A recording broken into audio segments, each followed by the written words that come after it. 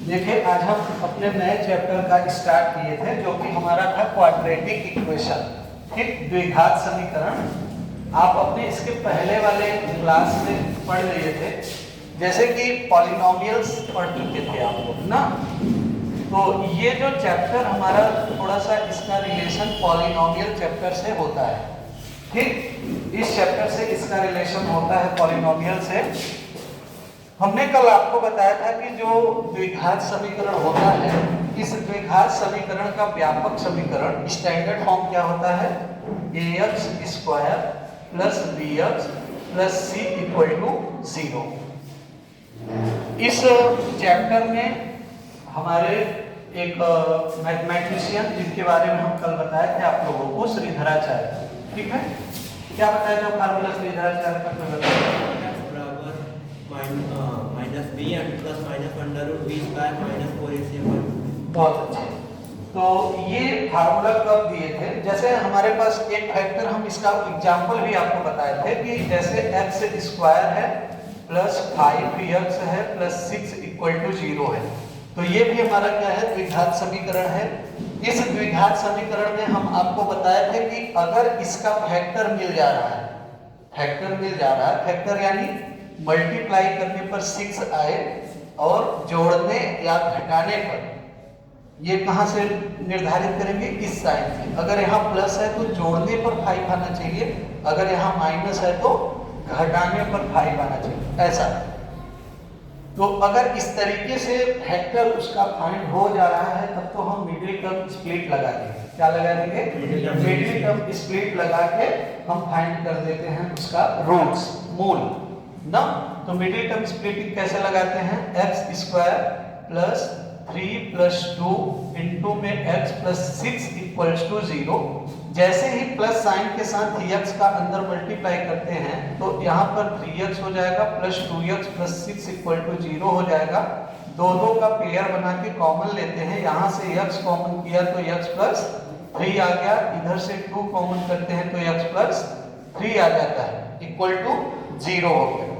अब इन दोनों में से हम x प्लस 3 कॉमन लेते हैं और यहाँ से तब क्या बचेगा, x प्लस 2 इक्वल हो जाएगा 0 के। अब बारी बारी से हम इनको इक्वल कर लेते हैं। जब x प्लस 3 को 0 के इक्वल करते हैं तो x बराबर क्या आता है, -3, और जब x प्लस 2 को इक्वल 0 कर लेते हैं तो x बराबर क्या आ जाता है, -2। तो ये तो इसका फैक्टर मिल गया, इसका गुणनखंड मिल गया, इसलिए हम इसमें मिडिल टर्म स्प्लिट लगा के रूट्स निकाल दिए। तो श्रीधराचार्य जो अपना फार्मूला दिए थे वो ऐसे क्वाड्रेटिक इक्वेशंस के लिए था जिसका कि हम मिडिल टर्म स्प्लिट, जिसके रूट्स फैक्टर नहीं मिल रहे, तो उसका हम रूट्स कैसे फाइंड करेंगे, इसको करने का कल हमने आपको मेथड बताया था। अब जो श्रीधराचार्य का रोल होता है, श्रीधराचार्य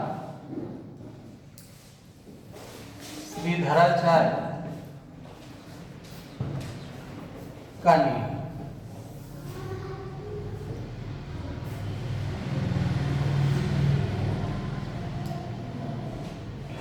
तो इनका जो नियम था ये मैं बताया था कि x बराबर -b plus minus under root में b square minus 4ac upon में 2 है। आपका हम क्विक रिवीजन करा रहे हैं, ये चीजें हम आपको पूरा लिखा चुके हैं, सिर्फ आप समझा के हम क्वेश्चन पर आएंगे। तो यहाँ पर क्या करते हैं कि इसका डेरिवेशन कैसे होता है, ये भी कल हमने बताया था, और उसका स्टेप ये बताया था। बताइए कोई स्टेप बताइए कैसे कैसे हम कराए थे। कंपेयर करेंगे, हाँ, फर्स्ट कंपेयर फर्स्ट नहीं होता, इसमें कंपेयर पहले नहीं किया जाता, पहले प्रूव करने के लिए पूछ रहा हूँ ना, क्वेश्चन लगाने के लिए नहीं पूछ रहा हूँ। प्रूफ इसका कैसे होगा, हमारे पास जो इक्वेशन है, इसी इक्वेशन में हम बोथ साइड क्या करते हैं, 4a स्क्वायर से मल्टीप्लाई, याद है कल आप देखे क्या लिखे थे, प्रूफ आप कहाँ किए, उसको देखिए, अपना स्टेप बताइए कैसे कैसे हम कराए थे कल आपको।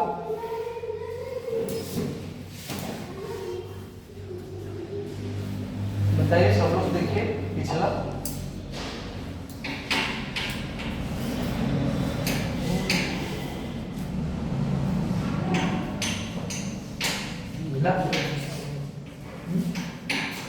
क्या कराए थे बताइए। सर पहले मान लीजिए कि द्विघात समीकरण ax square plus bx plus c है हाँ इक्वल टू 0। Very good. उसके बाद यहाँ a शून्य नहीं है। जहाँ a शून्य नहीं है, ये तो आप कंडीशन मत बताइए, श्रीधराचार्य मेथड्स को जहाँ मैं प्रूव कराया था उसका स्टेप बताइए कि क्या क्या किए थे उसमें। 4a में दोनों पक्षों में गुणा करने पर। हाँ 4a से किए थे कि 4a स्क्वायर से? 4a से। तो यहाँ से हम लिखेंगे कि दोनों पक्षों में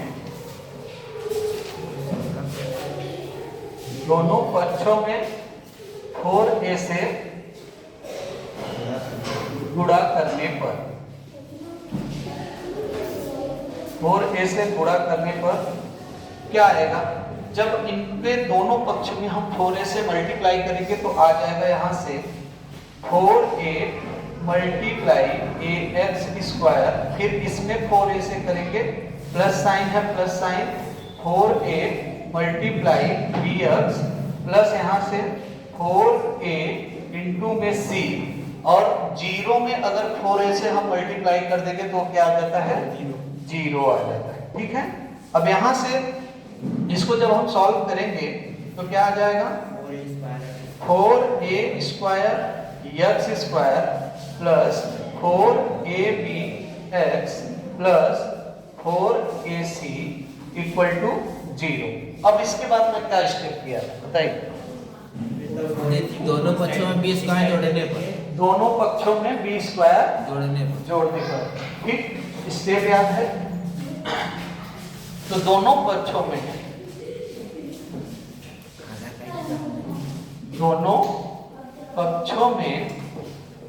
b स्क्वायर को जोड़ने पर,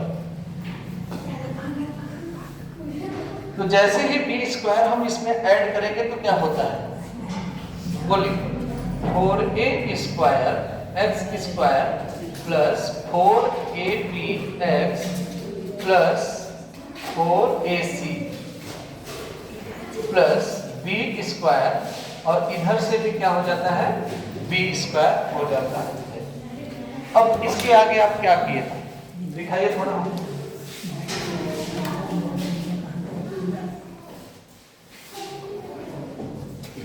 देखिए कल हम आपको कराए थे, फिर b स्क्वायर ऐड कर दिए ना, चलिए कोई बात नहीं। अब यहां से इस वाले टर्म्स को हम उस साइड ले जा सकते हैं ना, तो इधर ये प्लस साइन में है, इसको हम उस साइड लेके जाएंगे तो आगे ऊपर का हम इरेज करते रहे हैं। तो जैसे ही इसके आगे हम स्टेप बढ़ेंगे तो 4a square x square plus 4abx plus b square, और इस वाले टर्म्स को हम उधर लेके चले गए तो b स्क्वायर माइनस 4ac आ जाता है।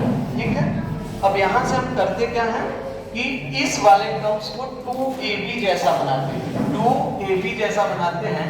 तो इसको जब हम होल स्क्वायर करेंगे तो 4 को हम 2 लिख सकते हैं, ax को एज इट इज, और इसका ये क्या हो जाएगा होल स्क्वायर हो जाएगा, प्लस यहाँ पे 2 मल्टीप्लाई 2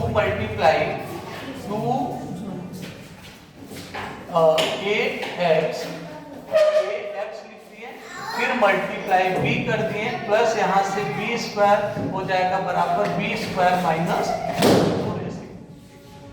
ठीक, चलिए ध्यान दीजिए, फिर यहाँ से ये 2ab हो गया। ठीक है, तो फिर इसको हम क्या लिख सकते हैं बताइए, इसको हम क्या लिख सकते हैं, यहाँ पर पूर्ण वर्ग बना दिए हैं तो इसको हम क्या लिख सकते हैं, हाँ a प्लस b के होल स्क्वायर जैसा है, तो उस कंडीशन से हम यहाँ पर लिखेंगे 2ax, क्योंकि a की जगह पे 2ax है और b के जगह पे हम प्लस में b ले लेते हैं, इसका होल स्क्वायर कर देते हैं, और यहाँ पर b स्क्वायर माइनस 4ac हो गया। और जैसे ही इसको जब यहाँ से स्क्वायर हटाते हैं तो इस साइड अंडर रूट लगता है, तो 2ax प्लस b बराबर अंडर रूट जब लगता है तो इधर प्लस माइनस आ जाता है, b स्क्वायर माइनस 4ac यहाँ से हो जाता है। अब इस b को इस साइड भेजते हैं, अगला स्टेप, इस b को इधर भेजते हैं तो 2ax बराबर हो जाएगा -b plus minus under root b square minus 4ac upon बस अभी इतने। फिर इधर से ये 2a को हम भेज देते हैं इधर, तो फिर ये अपॉन में आ जाता है, तो x का मान -b plus minus under root b square minus 4ac upon 2a हो जाता है। तो इस तरीके से ये श्रीधराचार्य का रूल हुआ।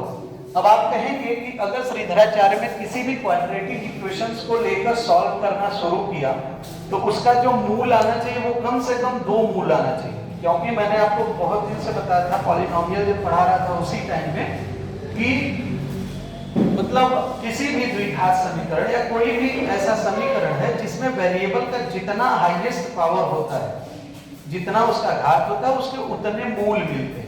तो यहाँ पर द्विघात समीकरण पढ़ रहे हैं तो उसमें 2 घात था, इसलिए उसके कम से कम 2 मूल मिलेंगे, जिसका एक मूल हम यहाँ पर जब आया ये क्वेश्चन, जब प्लस साइन लेंगे तो 1 मूल हो जाएगा, और जब एक माइनस साइन लेंगे तो हमारा दूसरा मूल निकलता है। ठीक, उम्मीद करते हैं कि ये डेरिवेशन आपको अच्छे तरीके से समझ आए। इसको बड़े अच्छे से आप कर लीजिएगा, इसका डेरिवेशन पूछता है और नहीं पूछता तो ये फार्मूला भी याद करिए, इस फार्मूले पर बेस भी बहुत सारे क्वेश्चंस हैं। अब यहाँ से जो ये अंडर रूट के अंदर वैल्यू होता है b स्क्वायर माइनस 4ac, इसी को हम बताया था कि डिस्क्रिमिनेंट है। क्या कहते हैं? डिस्क्रिमिनेंट। डिस्क्रिमिनेंट को हिंदी में कहते हैं विविधकर। क्या कहते हैं? विविधकर। तो ये बात समझ में आ गया। ये चीजें हम बताए थे एक बार फिर। इसे में एक उमर खयाम करके थे मैथमेटिशियन, उन्होंने भी अपनी कंडीशन बताई थी। उसका डेरिवेशन क्या था? जहां पर हम 4a का मल्टीप्लाई किए हैं, उन्होंने a से क्या किया था? डिवाइड किया था, फिर दोनों पक्षों में b स्क्वायर अपॉन 2a ऐसे ऐड करके इसी तरीके से दिया था। उसको हम बता चुके हैं, फिर से हम रिपीट नहीं करेंगे क्योंकि अपना समय वेस्ट नहीं करना है। अब हम थोड़ा सा क्वेश्चन की ओर बढ़ते हैं और क्वेश्चन सॉल्व करते हैं, ठीक है?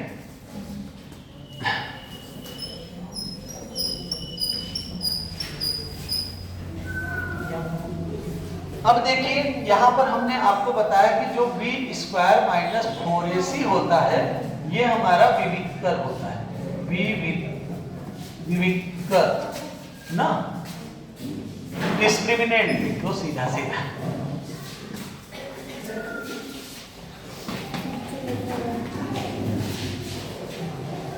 ठीक है, और जब इसके 3 कंडीशन मैंने बताया था आपको कि जब विविधकर डिस्क्रिमिनेंट d का वैल्यू अगर ग्रेटर देन 0 रहे तो क्या होता है, लेस देन 0 रहे तो क्या होता है, इक्वल टू 0 रहे तो क्या होता है। तो इसका 3 कंडीशन मैं बताया था कि अगर विविधकर मेरा b स्क्वायर माइनस 4ac अगर ग्रेटर हो जाए 0 के तो उसके भिन्न वास्तविक मूल मिलते हैं। ठीक, और अगर यही विविधकर b square minus 4ac equal to 0 हो जाए तो 2 मूल बराबर मिलते हैं और वो संपाती और वास्तविक मूल होते हैं। ठीक, और जब डिस्क्रिमिनेंट लेस हो जाए तो वास्तविक मूल नहीं मिलते, अर्थात वहां पर इमेजिनरी आ जाता है। ठीक, ये कंडीशन बताया था। अब इसी पर बेस हम क्वेश्चंस को सॉल्व करेंगे। ठीक, अब यहाँ ये देखिए पहला क्वेश्चन मेरा क्या कह रहा है कि समीकरण एक दिया है, यहाँ पर हम 2 क्वेश्चन लिए हैं। फर्स्ट क्वेश्चन को सॉल्व करते हैं कि जो समीकरण 4x square minus 12x plus 9 equals to 0 है तो इसके मूल फाइंड करना है और साथ में उसकी प्रकृति के बारे में बताना है, क्योंकि जो ऑप्शन हम देख रहे हैं उसमें ऑप्शन में प्रकृति ही उसका लिखा गया है। ठीक है, तो यहाँ से हम करते क्या है कि जो भी हमारे पास कंडीशन होता है 4x square minus 12x plus 9 equals to 0, इसे हम उसके मानक समीकरण standard equation ax square plus bx plus c equal to 0 से तुलना करते हैं। इससे क्या करते हैं हम? तुलना करते हैं। तुलना करने पर यहाँ से a का वैल्यू क्या आएगा बताइए? a का मान यहाँ से क्या है? 4। a का मान 4 आया और b का मान क्या आ जाएगा? -12। और c का मान क्या आ जाएगा? 9। अब यहाँ से विविधकर निकालते हैं। तो विविधकर हम निकाल रहे हैं b स्क्वायर माइनस 4ac। तो b यहाँ पर क्या है -12 है, तो -12 का हम स्क्वायर करते हैं, -4 इंटू a का मान है 4 और c का मान है 9। जब हम इसको सॉल्व करते हैं तो -12 का स्क्वायर होगा तो 144 प्लस में आएगा, ठीक, क्योंकि माइनस का स्क्वायर होगा। तो यहाँ पर 144 माइनस 4 4 जा 16 और 16 9 जा 144। तो इस तरीके से जो हमारा विविधकर है, डिस्क्रिमिनेंट है, वो कितना आ गया, 0 के बराबर आ गया। और हमने आपको 3 कंडीशन जो लिखवाया था उसकी प्रकृति, उसमें मैं बताया था कि अगर मूल डिस्क्रिमिनेंट विविधकर अगर 0 हो जाता है तो हमें क्या मिलता है, वास्तविक और बराबर मूल मिलते हैं। तो यहाँ से क्या देख लेंगे, वास्तविक और बराबर, मतलब option number 3 is the right answer. ठीक, यहाँ तक बात समझ में आया। तो ऐसे और आपको क्वेश्चन दिया जाएगा, आता है तो उसकी प्रकृति आपको बताना है। प्रकृति आप कैसे बताएंगे, डिस्क्रिमिनेंट निकालेंगे, अगर इक्वल टू 0 आता है तो वास्तविक और बराबर, ठीक, और एक ग्रेटर की कंडीशन बताया था और एक लेस की कंडीशन। तो इसको आप याद रखेंगे, यहाँ से क्वेश्चन शॉर्ट टाइम में आ सकते हैं। ठीक, अब नेक्स्ट आते हैं दूसरे क्वेश्चन पर, जो कि लिखा है कि द्विघात समीकरण 4x² - 6x + 5 = 0 है का विविधकर हमें निकालना है। ठीक, विविधकर निकालना मतलब डिस्क्रिमिनेंट ज्ञात कीजिए और फिर मूलों की प्रकृति ज्ञात कीजिए। सेम क्वेश्चन है, आप इसी तरीके से इसे उसके मानक समीकरण ax² + bx + c से कंपेयर करेंगे। कंपेयर करने के बाद a b c का मान निकालेंगे और डिस्क्रिमिनेंट में उस वैल्यू को पुट कर देंगे। और पुट करने के बाद यहाँ की कंडीशन से आप चेक कर लेंगे कि वो क्या आ रहा है, लेस देन इक्वल आ रहा है कि ग्रेटर देन इक्वल आ रहा है कि इक्वल टू 0 आ रहा है। जैसा आएगा उस तरीके से उसकी प्रकृति बता दीजिए। तो उम्मीद है कि ये क्वेश्चन आप कर लेंगे। चलिए यहाँ तक आप अगर नोट करना चाहें क्वेश्चन नोट करिए।